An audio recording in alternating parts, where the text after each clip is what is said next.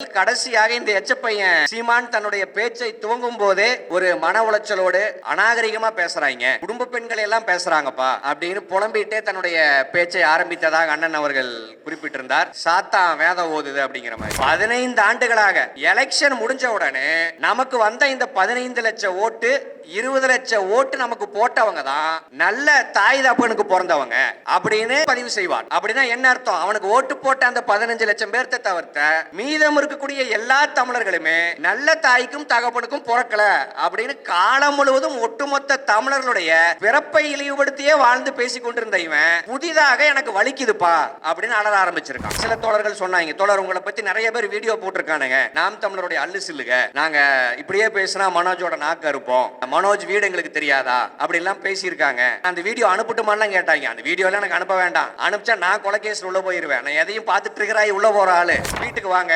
இருக்கக்கூடிய இடத்துக்கு வாங்க, அப்பதான் நான் திருப்பி ஒண்ணு பண்ணுவோம் பாத்தீங்களா. அப்ப கேட்க மாட்டாங்க எங்க ஆளுகளே, ஏன் மனோஜ் இப்படி பண்ணுனேன்ட்டு. நான் காரணத்தை சொல்லுவேன், இப்படி ஒண்ணு பண்ணுனாங்க, அதனால் இவ்வளவு மடங்கு பதிலடி கொடுக்க வேண்டிய தேவை வந்தது அப்படின்னு நான் நியாயப்படுத்திக் கொள்வதற்கு ஒரு காரணம் கிடைக்கும். தயவு செஞ்சு காரணங்களை உருவாக்குங்க.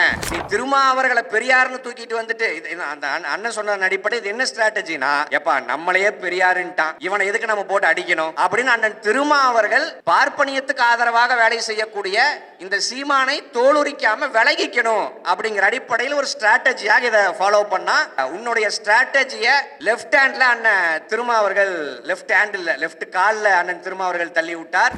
தோழர்கள் அனைவருக்கும் வணக்கம். முதல்ல என்னுடைய மன்னிப்பை பதிவு செஞ்சுக்கிறேன்.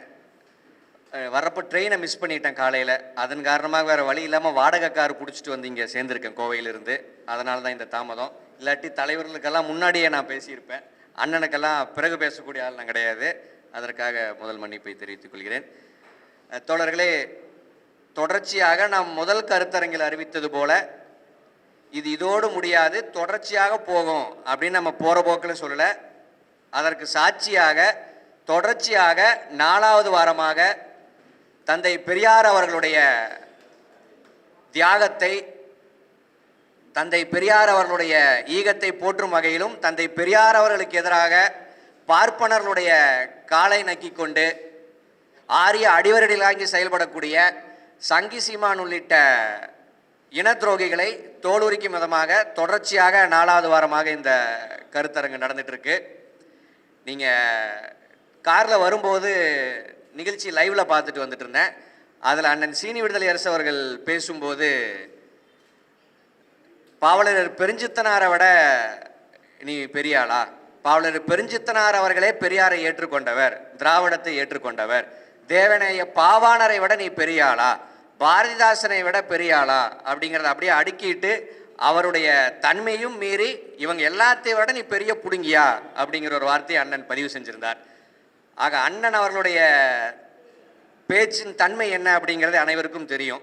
அவரே கோவப்பட்டு புடுங்கிங்கிற வார்த்தையெல்லாம் சொல்றாருன்னா நான் சர்வசாதாரணமாக என்னுடைய பாணியில் பேசலாம் அப்படின்னு தான் நான் புரிஞ்சுக்கிறேன். நீங்க கூடுதலாக நீங்க இந்த எச்சப்பையன் சீமான் பேசக்கூடிய பேச்சுகளோ, நாம் தமிழருடைய சீமானினுடைய அல்லு சிலுகள் பேசக்கூடிய எந்த பேச்சையும் நான் நேரடியாக கேட்பது கிடையாது. ஏன்னா அந்த அளவுக்கு பொறுமை எனக்கு கிடையாது. நீங்க ஒரு 10 செகண்ட் அந்த குரலை கேட்டாவே நமக்கு ட்ரிகர் ஆகி ப்ரெஷர் ஆயிரும். அதனால தோழர்கள் யாரையாச்சும் கேட்டு, தோழர் இதெல்லாம் பேசியிருக்கான், இதுக்கெல்லாம் பதில் சொல்லுங்கன்னு கேட்டு அதற்கான ரியாக்ஷன் மட்டும் தான் நான் பண்ணிட்டு இருக்கேன். அந்த வகையில் கடைசியாக இந்த எச்சப்பையன் மயிலாடுதுறையில் பேசிய பேச்சையும் நான் கேட்கல, இதனால் வரைக்கும் கேட்டது கிடையாது. நீங்க அந்த சின்ன சின்ன ஷார்ட்ஸாக வரது அதிகபட்சம் கேட்பேன். அதில் குறிப்பிட்டு அண்ணன் சீனி விடுதலை அரசு அவர்கள் பேசினதை லைவ்ல கேட்டேன். அப்போது சீமான் தன்னுடைய பேச்சை துவங்கும் போதே ஒரு மன உளைச்சலோடு அநாகரிகமா பேசுறாங்க, குடும்ப பெண்களை எல்லாம் பேசுறாங்கப்பா அப்படின்னு புலம்பிட்டே தன்னுடைய பேச்சை ஆரம்பித்ததாக அண்ணன் அவர்கள் குறிப்பிட்டிருந்தார். நீங்க ஒரு பழமொழி சொல்லுவாங்க, சாத்தா வேதம் ஓதுது அப்படிங்கிற மாதிரி. 15 ஆண்டுகளாக நீங்க நம்ம விடுங்க, ஒட்டுமொத்த தமிழர்களையும் எலெக்ஷன் கரெக்டா முடியும், எலெக்ஷன் முடிஞ்ச உடனே நமக்கு வந்த இந்த 15 லட்சம் ஓட்டு 20 லட்சம் ஓட்டு நமக்கு போட்டவங்க தான் நல்ல தாய் தப்பனுக்கு பிறந்தவங்க அப்படின்னு எல்லா தேர்தலுக்கு முடிவின் பிறகும் பதிவு செய்வார். அப்படின்னா என்ன அர்த்தம்? அவனுக்கு ஓட்டு போட்ட அந்த 15 லட்சம் பேர்த்த தவிர்த்த மீதம் இருக்கக்கூடிய எல்லா தமிழர்களுமே நல்ல தாய்க்கும் தகப்பனுக்கும் பிறக்கல அப்படின்னு காலம் முழுவதும் ஒட்டுமொத்த தமிழர்களுடைய பிறப்பை இழிவுபடுத்தியே வாழ்ந்து பேசி கொண்டிருந்த இவன் புதிதாக எனக்கு வலிக்குதுப்பா அப்படின்னு அலற ஆரம்பிச்சிருக்கான். நீங்க அதிலும் கூடங்க நம்ம பண்ணக்கூடியது எல்லாமே ரியாக்ஷன் தான். நம்ம எல்லாரும் சும்மா யாராச்சும் மேடை போட்டு ரோட்ல போயிட்டு இருந்த சீமானை இழுத்து, நாம் தமிழர் தம்பிகளை இழுத்து வாடா சண்டைக்கு நம்ம யாராச்சும் கூப்பிட்டு சண்டை போடுறோமா?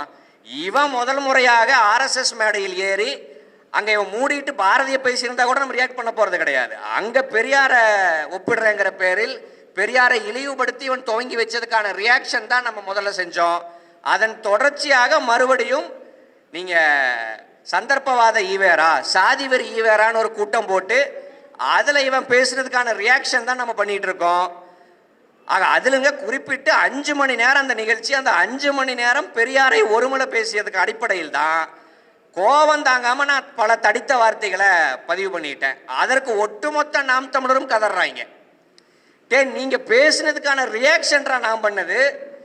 நீங்க பெரியார சர்வசாதாரணமா அவம்பீங்க இவம்பீங்க 5 மணி நேரம் மேடை ஓட்டு ஒருமையில பேசுவீங்க. அது எங்களுக்கு வலிக்க கூடாதான், நம்ம பேசாம போயிடணுமா? திருப்பி இவங்க அண்ணனை சொன்ன உடனே அவனுக்கு பொத்திட்டு வந்துருமா? காரணம் என்னன்னா, இத்தனை 15 ஆண்டுகளாக ஷாக் ட்ரீட்மெண்ட் அவனுக்கு பார்க்கல. நம்ம மட்டுமே அடிச்சுட்டு இருக்கோம்ப்பா, மற்றவங்களாம் சும்மா இருக்காங்கன்னு இதையே பார்த்து பழகினவங்களுக்கு புதுசா அடி உழுகுதுப்பா அப்படின்ன உடனே தாங்கிக்க முடியல அப்படின்னு தான் நான் பார்க்க வேண்டியது இருக்கு. அதனுடைய ரியாக்ஷன் தான் நீங்க மைனர் அவர்கள் பேசும்போது சொன்னது போல தொடர்ச்சியாக பல நூறு கால்கள், எனக்கு தெரிஞ்ச 1000-2000 கால்கள் வந்திருக்கும். இதுல குறிப்பிட்ட சில தோழர்கள் சொன்னாங்க, தோழர் உங்களை பத்தி நிறைய பேர் வீடியோ போட்டிருக்கானுங்க, நாம் தமிழருடைய அல்லு சில்லுக, நாங்க இப்படியே பேசினா மனோஜோட நாக்கு இருப்போம், நீங்க மனோஜ் வீடு எங்களுக்கு தெரியாதா அப்படின்லாம் பேசியிருக்காங்க. நீங்க நான் அந்த வீடியோ அனுப்பட்டுமான்லாம் கேட்டாங்க. அந்த வீடியோலாம் எனக்கு அனுப்ப வேண்டாம், அனுப்பிச்சா நான் கொலைகேஸில் உள்ள போயிடுவேன். நான் எதையும் பார்த்துட்டு இருக்கிறாய் உள்ள போற ஆளு. நீங்க கேட்டு எனக்கு எசன்ஸ் மட்டும் கொடுங்க, நான் ரியாக்ட் மட்டும் பண்றேன் அப்படிங்கிற அடிப்படையில் என்ன பேசியிருக்காங்கிறது மட்டும் கேட்டதில் இதெல்லாம் சொல்றாங்க. நீங்க மைனர் அவர்கள் பேசும்போது கூட பதிவு பண்ணார், நான் அந்த லைவ்ல கூட சொன்னேன், மனோஜுக்கு வீடு இருப்பது போல உங்க எல்லாத்துக்கும் ஒவ்வொரு வீடு இருக்குல்ல, என் வீட்டுக்கு வர்றீங்க, அடுத்த நாள் உங்க வீட்டுக்கு எங்களுக்கு இறங்க தெரியாதா? நீங்க என்னன்னா முதல்ல வரணுங்கிற. ஏன்னா இப்ப நான் பண்றதுக்கு எதுக்குமே எங்க மூத்தவர்கள் திருப்பி ஏன் ஒன்றும் சொல்ல முடியலன்னா, அதற்கு முன்னாடியே பெரியாரை நோக்கி அவன் பல வகையான விமர்சனங்களை ஒருமையில் பேசி பார்ப்பனியத்துக்கு ஆதரவாக பல எச்ச வேலைகள் அவன் செய்த காரணத்தால் பாவம் அந்த பையன் எவ்வளவு நாள்ப்பா பொறுமையா இருப்பான், பாவம் அவன் பேசிட்டு விடுங்க அப்படின்னு எனக்கு பச்சை கொடி காட்டுறாங்க. அதே மாதிரி நீங்க ரியாக்ட் பண்ணுங்க, வீட்டுக்கு வாங்க, இருக்கக்கூடிய இடத்துக்கு வாங்க, அப்பதான் நான் திருப்பி ஒன்று பண்ணுவோம். பார்த்தீங்களா, அப்போ கேட்க மாட்டாங்க எங்க ஆளுகளே, ஏன் மனோஜ் இப்படி பண்ணுனேன்ட்டு. நான் காரணத்தை சொல்லுவேன், இப்படி ஒன்று பண்ணினாங்க, அதனால் இவ்வளவு மடங்கு பதிலடி கொடுக்க வேண்டிய தேவை வந்தது அப்படின்னு நான் நியாயப்படுத்திக் கொள்வதற்கு ஒரு காரணம் கிடைக்கும். தயவு செஞ்சு காரணங்களை உருவாக்குங்க அப்படிங்கிறத இந்த வீடியோவின் வாயிலாக நான் தெரிவிச்சுக்க விரும்புகிறேன். நீங்க கூடுதலாக அண்ணன் வன்னியரசு அவர்கள் பேசும்போது போன நிகழ்ச்சியில பெரியாரை போற்றுவோம் அப்படின்னு ஒரு தலைப்பை போட்டு ஊர்ல இருக்கிற எல்லா படங்கள் கூகுள்ல சர்ச் பண்ணுங்கப்பா, யார் யார் படங்க வருதோ எல்லா படங்களையும் எடுத்துட்டு வந்துருங்க அப்படின்னு கலர் ஜெராக்ஸ் எடுத்துட்டு வந்து அதை எல்லாத்தையும் சேர்த்து பெரியோர்கள்னு அறிவிச்சுட்டான், பெரியார்கள்ன்ட்டு. நீங்க அப்படி அறிவித்ததுடன் தொடர்ச்சியாக திருமாவே எங்களுக்கு பெரியாருங்க அப்படின்ட்டான். நீங்க இது எப்படி இருக்குன்னா, எங்களுக்கு எதுக்குங்க மாமேதை மார்க்ஸ், அவர் என்ன பெரிய மாமேதையா? எங்க ஊர்ல சண்முகம் இருக்காருல, அவரை விட மார்க்ஸ் என்ன பெரிய ஆளா அப்படின்னு கேட்டா எப்படி இருக்கும்? நீங்க எப்படி மார்க்சினுடைய மாணவனாக கம்யூனிஸ்ட் தலைவர்கள் தமிழ்நாட்டில் இருக்காங்களோ அதே போல அண்ணன் திருமா அவர்கள் தந்தை பெரியார் அவர்களுடைய பிள்ளை. ஆக அவரு பெரியாராம், பெரியார் வேண்டாமா? அண்ணன் திருமா அவர்கள் அதற்கு பதிலடி கொடுக்கும்போது இப்படி எல்லாம் பேசுறாங்க, இப்படி ஆரியர்கள் பார்ப்பனர்கள் சொல்லி கொடுத்து பேசுறாங்க, இது ஆரியத்தின் ஸ்ட்ராட்டஜி, பார்ப்பனியத்தின் ஸ்ட்ராட்டஜி அப்படின்னு அண்ணன் அவர்கள் தெளிவாக பதிவு செஞ்சிருப்பார். ஆக பெரியாரினுடைய ஸ்ட்ராட்டஜி, திராவிட இயக்கத்தினுடைய ஸ்ட்ராட்டஜி என்ன நம்ம காமிக்கணும் இல்லைங்களா? தொடர்ச்சியாக 4 வாரம் கருத்தரங்கு போட்டுட்டோம். அடுத்த வாரம் பொங்கல், தோழர்கள் எல்லாரும் அவங்க சொந்த ஊருக்கு போயிடுவீங்க. ஆக அடுத்த வாரம் ஒரு வாரம் லீவ் விட்டுட்டு 23ஆம் தேதி பொங்கல் முடிச்சு வர்ற அடுத்த வெள்ளி நீங்க ஆரிய அடிவரடிகளும் திராவிட கோட்டையுங்கிற பெயரில் இதே சென்னையில் சர்பிட்டி தியாகராயர் அரங்கில் மிகப்பெரிய மாநாடானது நடத்தப்படும்.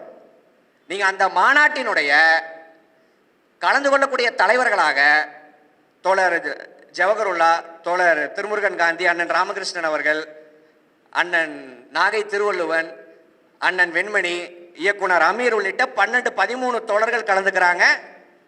இந்த மாநாட்டினுடைய சிறப்புரை அண்ணன் திருமா.